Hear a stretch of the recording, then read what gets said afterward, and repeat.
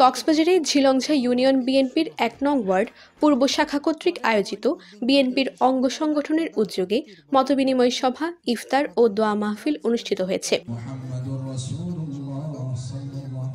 শুক্রবার বিকেলে লাহারপাড়া সরকারি প্রাথমিক বিদ্যালয় মাঠে কোরআন তেলাওয়াতের মধ্য দিয়ে ইফতার ও দোয়া মাহফিলের শুরু হয়।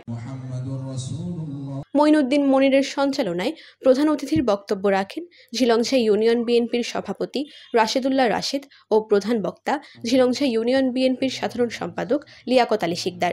এছাড়া ওয়ার্ড ও ইউনিয়ন বিএনপির অঙ্গ সংগঠনের নেতা শামসুল আলম সওদাগর, মোহাম্মদ ইসমাইল, নাজিম উদ্দিন নাজু, ইমাম হোসেন, আব্দুস শুক্কুর, নুরুল বশর, শহর মুল্লুক, তৌহিদুল ইসলাম রাসেল, মোহাম্মদ ইউসুফ, সৈয়দ করিম, কলিমুল্লাহ, শাহাবুদ্দিন, মোহাম্মদ আলম, মোহাম্মদ জাফর, বাদশাহ, কোরবান, রমজান উপস্থিত ছিলেন। রমজান মাসে জাহান্নামের দরজা বন্ধ থাকে, অনেক ফজিলত রমজানে। আজকে দোয়া মাহফিল যারা আয়োজন করেছেন তাদের সবাইকে।